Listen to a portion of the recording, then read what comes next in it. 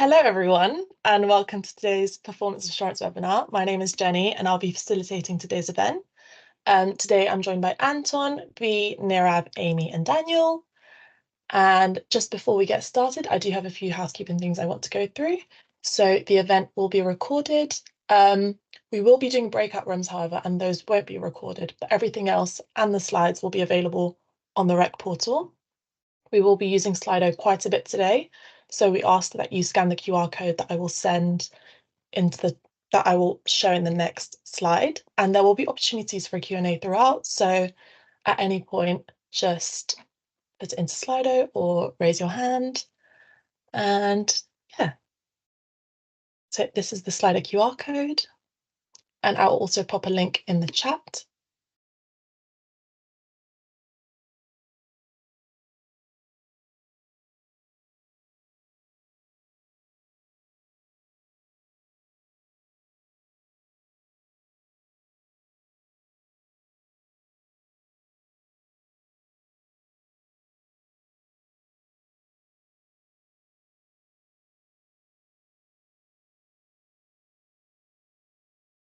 And I think with that, maybe we can get started. So I will hand over to Anton.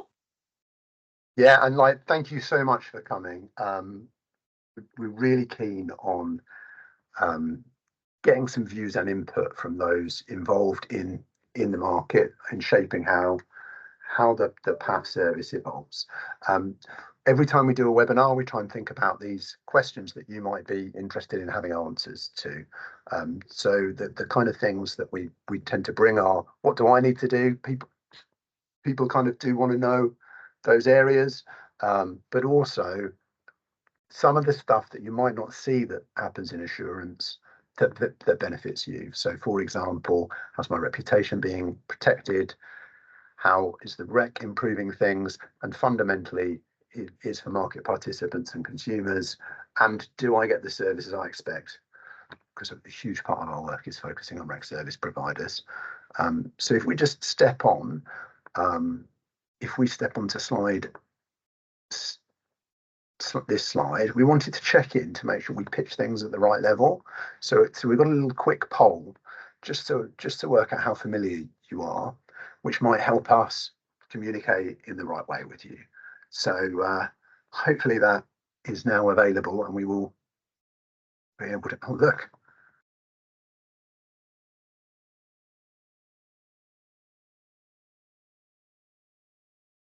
It also serves to prove that the technology is working.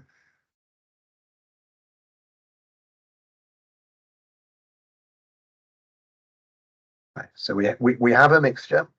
We've got a large chunk of people who are familiar with this, either under the rec or under other arrangements. Cool.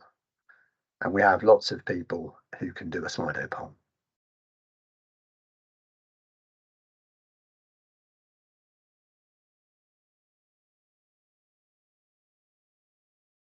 Okay. Cool. Well, if we step onto the next slide, we should be able to just give you a few more basic level people, give you an understanding of what our intentions are. So in essence, we want the interactive part of this to be the main part of it. That will involve Slido polls, but it'll also involve direct communication with some of our team, sharing ideas, those kind of things. But we did think it was important to cover some of the core bases as well. So we're doing 10 minutes on kind of what do I need to do, what's upcoming. We're intending to spend the majority of the meeting on this, what we're doing to improve things for you, which will include interactive questions on areas we should focus for lessons learned and areas we should focus in our operating plan, and then wrap up with some of the other bits that you might not know so much about, where we focus on rec services and some of the escalations that have happened. So without further ado, we should skip on to the next area. We just give a quick overview of the key areas that you might require to input on, and I'll pass over to V to take us on there. Thanks, Anton. So I'm going to start with talking to you about ongoing activity that our performance assurance team are conducting and some of the stuff that you might hear from us on. So if we go to the next slide, please, Jenny. So we've previously spoken to you about how we've updated our performance assurance methodology. So we're taking an approach where we're notifying people when we notice something through our risk monitoring, but we're batching up our performance assurance techniques into quarters. One of our quarters, I think this is the second quarter since this new methodology was introduced, has just completed. So we'll be batching up PATs and issuing over the next week or so to parties where we've notified them and have either not heard any proactive reasons to explain the threshold breaches that we may be noting, or we require further information. So in the past quarter, just to give you a bit of a flavor, the main area of focus, or the main area where we've found the need to focus on, has been objections and data quality issues. So data quality issues is where messages to CSS are rejected due to data quality. So those are the areas where we've applied PATH in the last quarter. The other activity that's been ongoing is the second data cleanse sprint. So this kicked off in March, so we're at the midway point now. And as those of you who were involved in this first sprint would be familiar, that we do some sort of progress tracking at the midway point, and where we know the parties have not made sufficient progress against their target, we'll be reaching out to parties on that, and to understand like what may be certain blockers that they're facing. And we'll also arrange some drop-in sessions, etc. The detail on both the insights that we've noted in the quarter and as well as the approach that we're taking for the mid-sprint review, all of that will be taken to the REC issues group. As you would have noticed, we're taking a very active, like we're using this forum as an active ground to discuss performance assurance activities on. So at the June rig, we'll be taking insights from the quarterly pub sort of risk monitoring, and as well as from the mid-sprint data cleanse. That is the update from performance assurance side. I think I'm handing over to Nirav next. Yeah, over to you then, Nirav. Thank you very much, V. So I'll be talking about the Theft Detection Incentive Scheme, or the TDIS. There's two parts of what I want to talk about. So on the next slide is the kind of the forward future looking side of things, which is where basically the scheme year for 24-25 has commenced from the 1st of April this year. So now submissions for this new scheme year should be provided using the new theft template file, which is the 1341. That's split by the residential or commercial. This file has been simplified to allow for more efficient creation, for a more efficient creation process, as well as uploading process for parties.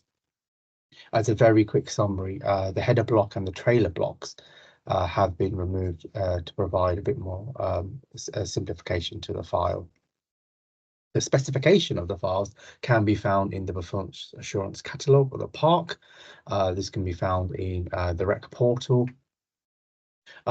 We'd recommend reviewing the 1341 file, the new file, for both assessing the differences between this and the previous file, the 1340 file, to understand the differences, as well as understanding what mandatory conditional field or data items are required to be completed. You can find, so the Performance Assurance Reporting Catalogue wiki page also has example files that can be downloaded, and that can both assist in terms of reviewing what a valid file looks like, as well as helping support suppliers developing their own files. Very recently, contract managers and their alternates would have recently received a reminder on the use of uploading files under the other file type.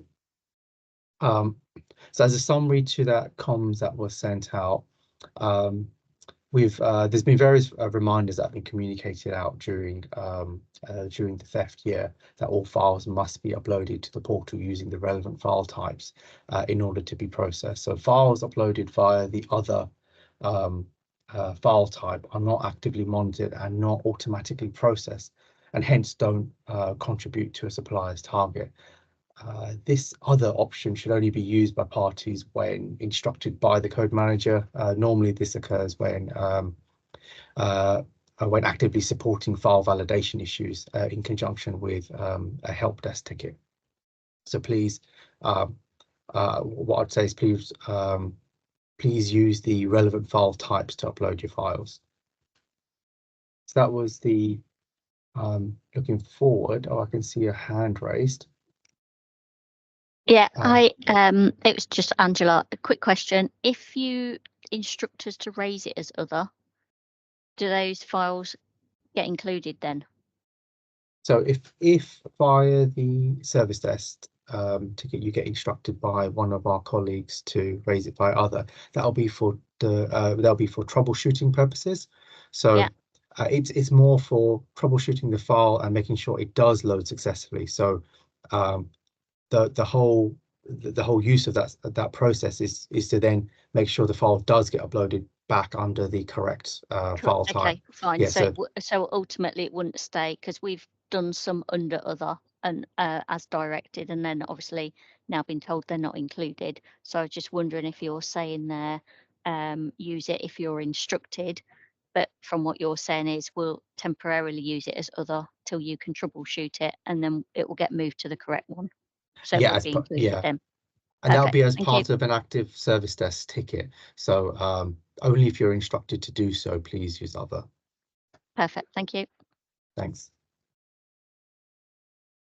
Making sure if there's any other questions. No, thank you. Then I'll move on to the next slide, which is the 23-24 end of scheme year activities, or end of scheme year actions. So what I'm going to be doing now is focusing on the current reporting year, which is coming to a close. So I've summarized the key dates and the actions that are required. All of this information can be found on the Energy Theft Detection Incentive Scheme reporting timeframe document. This can be found in the REC portal as well. Starting from the top, where we are, so if I just skip the 4th of April very quickly, so that's just kind of the submissions of data on a normal basis. We are effectively just gone beyond the 3rd of June, where the final submission deadline has now passed. What we're looking to do is use all the files that have been submitted and update the PA dashboards, the performance assurance dashboards, with the final confirmed figures. And then from the 18th of June to the 18th of July, there'll be a 1-month query period where suppliers can review their final results and provide a positive confirmation that they have reviewed them and do agree with them, or they've raised a timely query. And also at the same time provide any details of any portfolio changes that they've had. So again, raise details of any portfolio changes or provide a positive confirmation that there's been no change. From so like I mentioned, so that query window will close on the 18th of July, and then post 18th of July, following any queries that have been raised, following any resolutions for queries that have been raised, the confirmed theft targets will then be reflected again in the PA dashboards, and then there'll be a further opportunity if suppliers haven't already done so to provide a positive confirmation that they have reviewed their results and advise of any details of any portfolio changes. Once all queries have been resolved by 22nd of August, we'll be using the final confirmed theft results as part of the debit and credit calculation results, and these will then be also published to the PA dashboard as well, where results would have to be reviewed and agreed. So those are the actions for supplies as part of the end of scheme year activities. Moving on to my final slide. On the next slide, please. There's been a couple of queries raised very recently around by suppliers around how to calculate their credit debit positions. So I know this is a busy slide with a couple of different formulas on it, but I just wanted to just highlight some of the key points in how the calculation takes place. All of this information can be found on the theft schedule within the REC that you can find on the REC portal. So what I'd start off with is there are 4 incentive pots for the reporting year 23-24. Each have their own total incentive pot value. So the 4 pots are split by fuel types of gas, electricity, as well as customer segments of domestic and non-domestic that make up the 4 pots.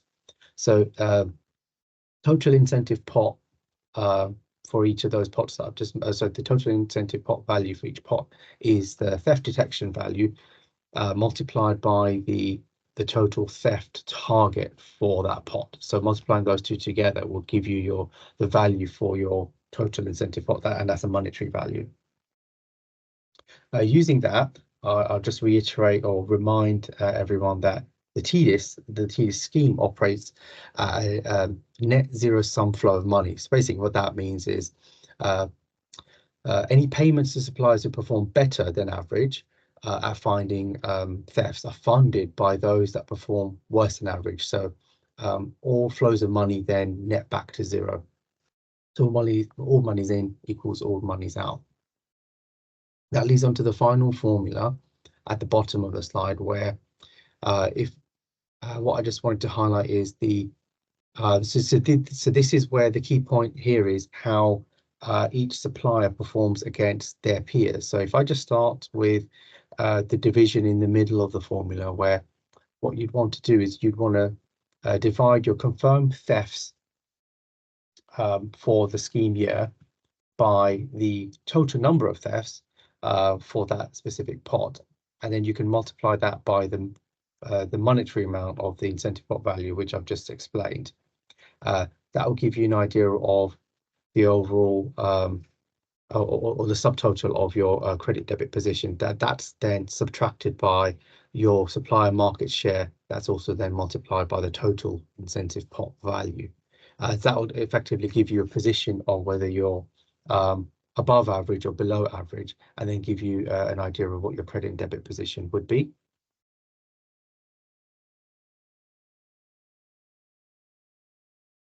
Those were that was everything I was going to cover. So now I believe if there's no questions, I'll hand over to Anton. Brilliant. Thanks, Nirav. If we just skip on, and we're soon about to get to the interactive bit, but I just wanted to give an update on where we are with our annual rating. We're aware for those organisations that get an annual rating, this is an important thing that they want to know. They want to know what's happening and understand in advance. So the little table on the left was the thing that we communicated last webinar, and just wanted to say we're tracking to plan. So we've discussed with various organisations or parts of groups like the RIG, the different criteria, and we've agreed our approach with PAB. We're going to put that to a formal approval for PAB this month. We'll apply the annual criteria to see what the total result is, so that PAB can understand that. And we will provide your own rating to you for validation prior to sharing all the ratings. So essentially, this is still tracking to the plan that we previously communicated. If we step to the next slide, please. I guess the key points that I just wanted everyone to kind of be aware of in our thinking. This is a recap of previously communicated information. We previously put risk data driving some of the score. Actually, we see risk data drive some of our behaviour. And if that results in a performance assurance technique, that is the thing that will be included in the annual rating. So the risk data is not directly coming straight through into the annual rating. Energy theft continues to be a priority for the rating, a really important one. And the key focus here will be on calling out those that do not engage with TDIS kind of at all, including not investigating tip-offs. We acknowledge that the data cleanse sprint was new this year, and that these new things do take some adjusting, and that perhaps the first time round we issued more management assertions and things like that than we would typically do as people get used to these things. We've therefore agreed with the PAB that management assertions just in this one specific case, should just attract a slightly lower rating. There is a table in this slide. We just flick onto it, where the 3 was previously a little tick, but I think we can all kind of alter that in our minds.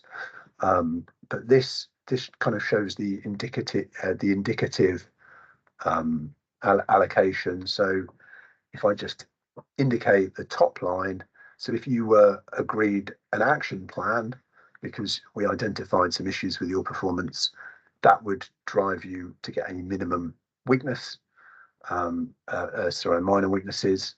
But if you have many action plans, that kind of drives you up, and it's the area the highest you are up in the table that is your single rating. If that makes sense. So that's what I wanted to say on the annual rating. If we move on to the next piece. So thinking about improving things in the rec, actually, in my experience, probably where we've made the most impact have been driving lessons learned from issues. So I wanted to talk about that a little bit. If we move on. So the PAB really valued the work done to assess what went wrong with the major incident relating to the CSS, but also some of the issues with the ComCop consolidation to make sure that lessons are learned and that we improve performance across the rec in these areas. We've implemented a program where we've done those 2, but we want to follow a business process consistently to learn lessons. It has 5 steps: identification of topics, which we want your views on today. Lessons learned by the responsible party. They identify, what they've learned from this. Some quality checks to make sure that this is a rigorous piece of work and PAB presentation. Communicating the findings back to industry, and then eventually in action tracking.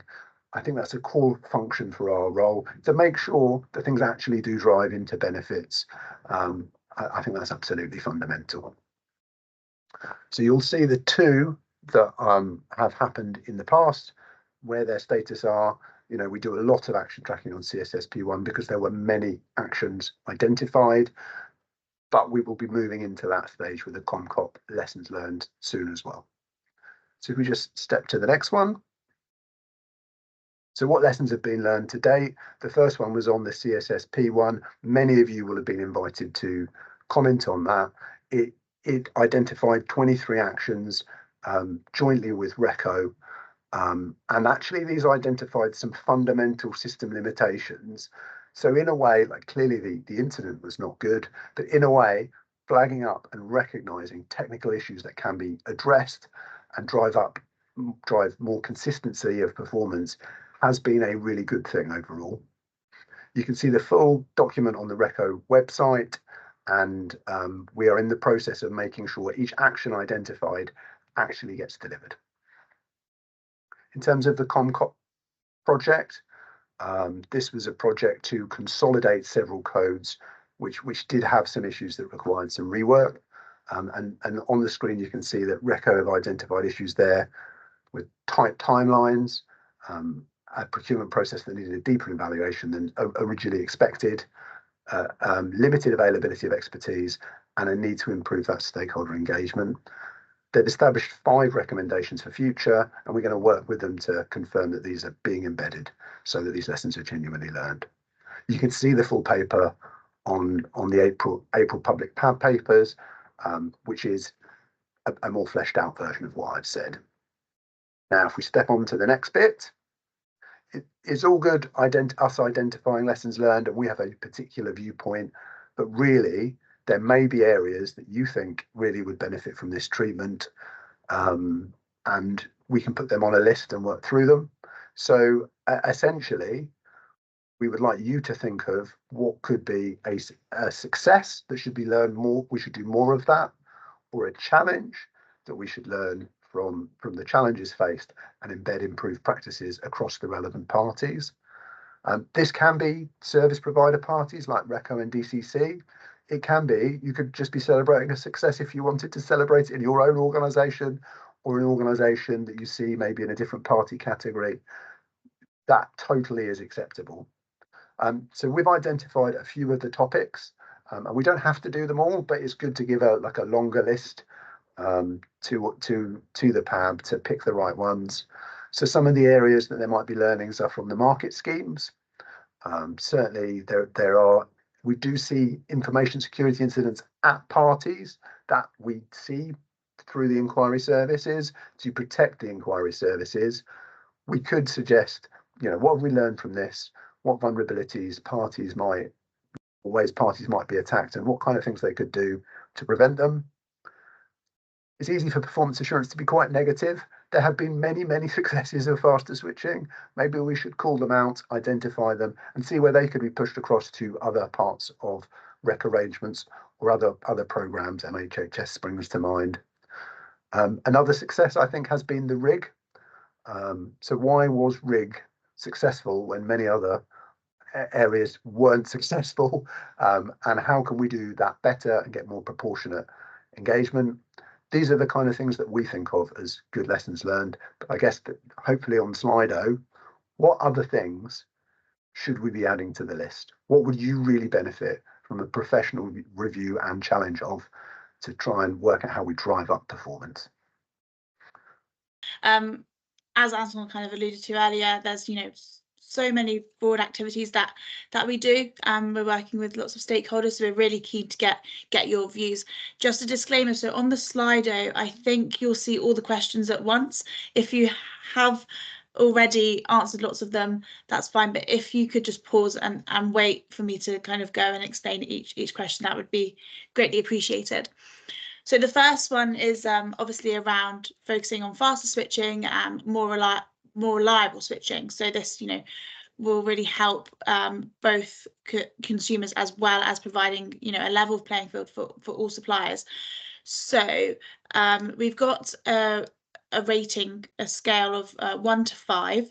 I'll just pop in the chat what 1 to 5 actually means, and then we can go through that. So if you were to do a 1, that'd be very low priority, little focus in that area, up to 5, which would be very high priority. So when we're saying, do less, which would be number 1, would we want to place greater reliance on parties managing their own performance, meaning the performance assurance team would do less focus on that, with a greater expectation of parties, being proactive in explaining their outliers. Or on the other spectrum, do more and spend more time kind of redefining performance metrics, focusing more on targeted data analysis, and is there an opportunity here to actually enhance MHHS early life monitoring to detect consumer impacting issues? So that's the first one. Jenny, I don't know, but you can give some people some time, and then it'll be interesting to see are we able to see the results now of question 1? I think, yeah, the results should come up as people vote. We'll give people a couple more minutes, and then we can see where that lies. I think just on mine, you have to send your answer at the end once you've answered all of them, or can you send per question? I think it might be sent at the end. So Amy, do we want to go through each sort of question, and then at the end we can? No problem.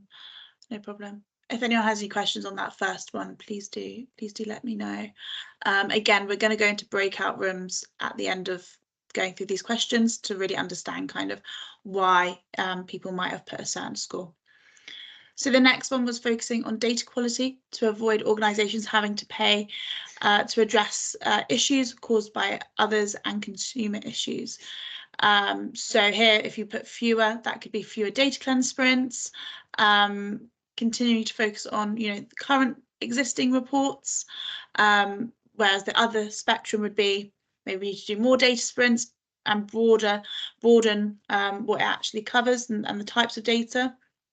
And do more as well, potentially, working closer with REC parties on identifying the actual data issues and what's actually causing that underlying problem. So those are the two extremes on that side as well.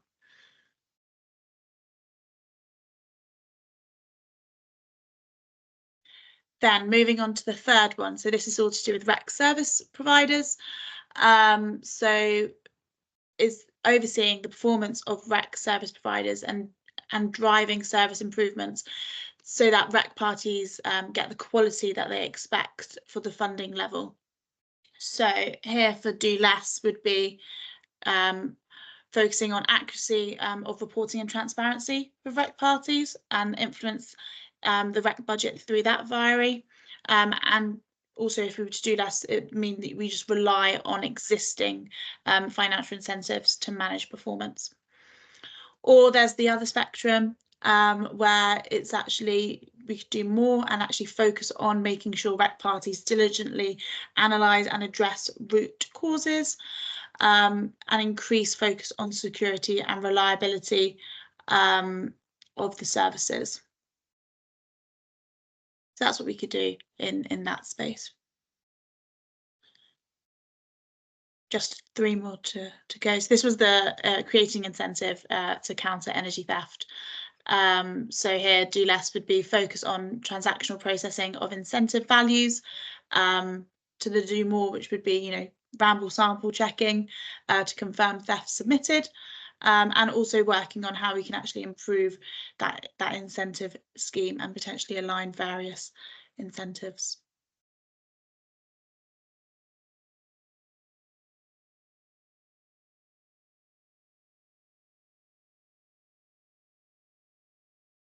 Great. So now this is on the change process. So overseeing the change process, assessing its benefits, and realise what steps could be taken to actually avoid rework. So on the do less side could be focused solely on just process compliance in line with the change schedule, and focus on the change process, improving key metrics, for instance, time of a change or rate of the rework changes. To the other spectrum of doing more, which would be assess benefits realised from specific changes in the change process, and then also we could potentially do assessment on effectiveness of the work of rec service providers to fund and drive that improvement. Again, doing more on that one, a lessons learned project could also come out of that. And I think this is the last one. So operating an accreditation scheme for metering providers. So to do less, focus on accuracy of reporting. So that would be with rec parties to influence this through the service providers. Or the do more.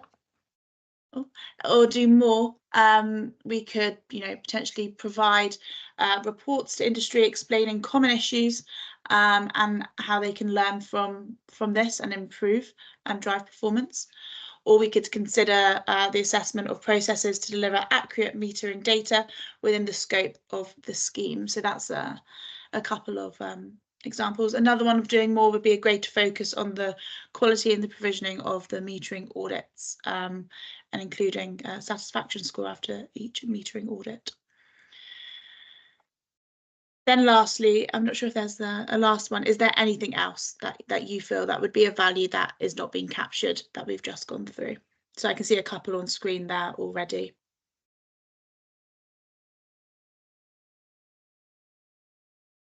Brilliant. So that brings our Slido to an end. Now, based off the results, what we want to do now is go into breakout rooms, and a representative from the performance assurance team will be in each breakout room to go through any questions you might have, to understand why you might have put a certain answer, and then we can take that back and feed that back into, this is going to be a key output to support our operating plan for the next coming year. Let's jump into the rest of the webinar, and I think I'm going to hand over to Anton. Yes, I think we're running short on time, so thank you for your engagement. We really appreciate that. That direct engagement and getting a good steer and two-way communication is really helpful. The first thing I wanted to talk about was slightly relevant to to our breakout room where we talked about some focusing on the things that are right for the customers, particularly in regards with data. I think we struggle to understand direct measures of customer engagement. Again, going for a bit of interactivity, we wanted to say that we do have one of those customer outcome measures, the smart meter installation survey. And as some of you have raised, that probably does need, as a minimum, a lick of paint to address questions. So in terms of getting a voice of the consumer, we think there are 3 options. If you just slip to the slide, and we'll be looking at how, alongside Reco, we should be getting that voice. It seems the minimum we should do is update the SMEs addressing issues with the questions. That's the absolute minimum to my mind. But we could go further to get a direct measure of customer outcomes in relevant places. The 2 do more options are to replace SMEs with something that contains enough for DESNZ to monitor that, with a broader survey on key customer outcomes, similar to SMEs in that it happens after an event and is required by the relevant rec party to undertake that survey. The key benefits of this is you guys have trust with the customer, they know you, and it kind of makes sense because you've already got that relationship. Or the furthest do more, the option C, is to centralise the survey with kind of Reco and the code manager driving it directly. This has some benefits. It's certainly simpler with one organisation doing this rather than others, but normal customers don't know who Reco is, so there might be some challenges doing that. And also it might be more challenging to link it so closely to an event, so it might be harder to get a good measure. I guess we're keen to hear your views. We're obviously going a bit crazy on interactivity today, so I'd be interested on putting in the chat A, B or C. Oh, even better, look at that. A, B or C, what you think should be the right approach to getting better measures of customer outcomes.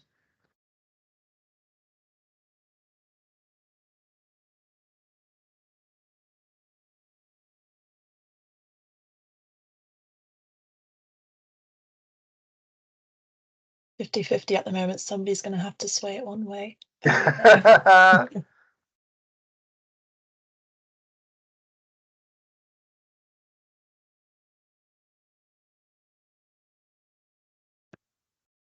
Okay, 4 people. I can leave that open for now and then we can move on and come back to it later if anything. So I really appreciate your views. It will help us. It looks like doing the minimum isn't the right approach. We might do the minimum quickly and then build on it though, just to reassure people. I think I'm gonna have to run quickly on this. One of the pieces of feedback we got, in fact, we got it in my breakout room, is it's not really clear what you're doing on MEMS. Now we are doing a lot on MEMS, so I thought it was important to reflect on that. We take slightly different approaches in gas and electricity, although they are analogous. And we take different approaches depending on the type of metering provider you are, kind of flow sending MEMS, those AMIs and EMOs, and people working in installers. The installers, our key piece of assurance is, our key focus is making sure things happening safely in line with ComCop. That's the key question we want to answer. And the key method for that is ComCop accreditation. We're working, we've had a consolidated single provider now providing that service, and we're looking to drive benefits and improvements from having that central service. One of the things we are doing is after each audit that there's a satisfaction survey so we can understand kind of how well it's gone, focusing in the right areas, those kinds of things. But we'll also be working with Reco, who will be looking at considering a risk-based focus and considering some outputs that could be shared with the industry to help you comply or learn broader lessons. In terms of those that send flows, who will soon be called AMIs and EMOs, I guess the key point is flow completeness, getting the right information at the right time to avoid rework, to avoid billing challenges later. We have assurance in this place, including CDSP reconciliation, and in previous years that purple point, flow assurance has been out there, But I think this has really identified that there are challenges in the code, that many of the things that we expect metering providers to do that benefit many types of organisations, actually they're not required to in the code. So we're working with MHHS and electricity to establish an equivalent to the CDSP reconciliation that will work in the new MHHS environments. But also we've identified a series of improvements in gas that we can enhance and strengthen these processes to drive up that performance and have a clear baseline of assurable by design processes, so that MEMS know what they have to do and that they leave evidence that they have done it, and we can therefore take a more set more standards and drive performance up that way. I think I need to hand over quickly to V to cover the last piece on service providers. Thanks, Anton. So Jenny, if we move to the next slide, please, and the next one, please. I'm going to quickly give you a headline of what we've been up to in the last quarter on REC service performance, service provider performance assurance. So we monitor service provider performance on a monthly basis. They self-report their performance against KPIs, which are based on the REC service the specifications, if I can get my words out. Whenever we see performance dips, we apply patch as we do with other parties to understand what's caused the dip and what action needs to be taken to address the dip. We also do some direct assurance to ensure, because this information that we're monitoring performance on is not from a central source, but self-reported, we go in and check that the information we're using is reliable and accurate. On the next slide in a second, I'll come to how the performance has been in the last quarter. But the other area I wanted to talk to you all about is that in the last quarter, we've been doing some service provider deep dives, and the focus in this quarter has been on the 2 inquiry services. We've had the deep dives have basically looked at into the performance to date for the inquiry services, the issues that have been noted, what actions have been taken to address those issues, and also, as Anton mentioned earlier, key successes. And that review also looked at what the priorities should be going forward and whether those are appropriate or not. These deep dives continue through the year, and in the next quarter, we're hoping to cover the record manager services and the metering auditor. Finally, the performance charge for the centralized registration service was introduced from 1st April last year. So we have just completed the first year of its operation. Following that, we are now kicking off an evaluation, a review of how effective that has been in achieving those performance improvement incentives that it had set out to achieve. And also because the first year has been reviewed and we've first year is completed and the second year started from 1st April 2024. So in this quarter, we've also evaluated the second year's performance charges that will apply. So that's the snapshot. If we move quickly to the next slide. So this is mostly to give you a view of how performance across all services has been in the quarter. So many services have met 100% of the SLAs, the targets that are there for them. And the average across services has been within the 90s of percentages.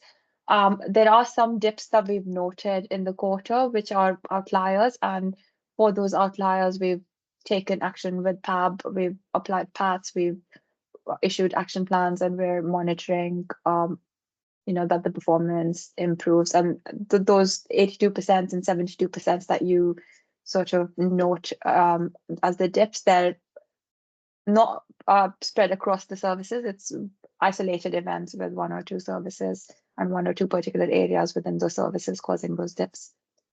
That's everything from me on service provider.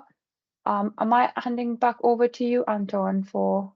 Yeah, I think people have stuck with me quite a lot today. Just finally, just wanted to let you know there are other things that we do that perhaps aren't always visible, but we think are beneficial, particularly to REC parties. We deal with a lot of escalations, and I just wanted to give you a flavour of these. So if we step on to the next one.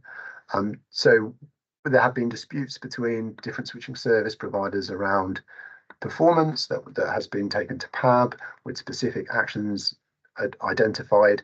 Actually, this was another area where it's beneficial that as soon as you scratch below the surface, there are things that can be done to improve these things, and those things are being taken forward.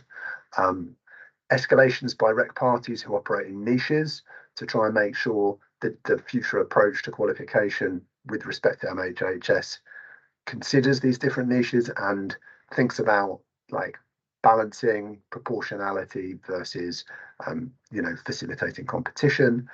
That's something we've been doing with the BSc PAB. Challenging and review the address management plan, especially making sure that has the right areas of focus.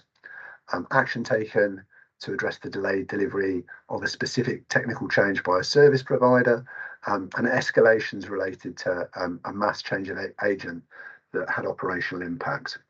I guess the key theme along here is often we're looking to get the right progress in the right areas and minimise the operational impact on other parties of different behaviours.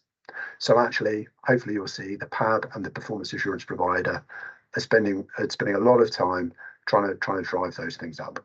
If we just move on, I don't think we have a lot of time for question and answer. But if anyone has a burning question, I'd love to try and answer it. We don't have any at the moment in Slido, but if you do come up with something, please do type something in or raise your hand. I will switch on the survey now, the feedback survey. So thank you everyone for attending today's session. We hope that this format was useful, and thank you for bearing with any, sort of mishaps, any malfunctions that we've had along the way today. This is one of the first ones that we've done. So we hope that we can, improve these in the future, and your feedback would be very much appreciated.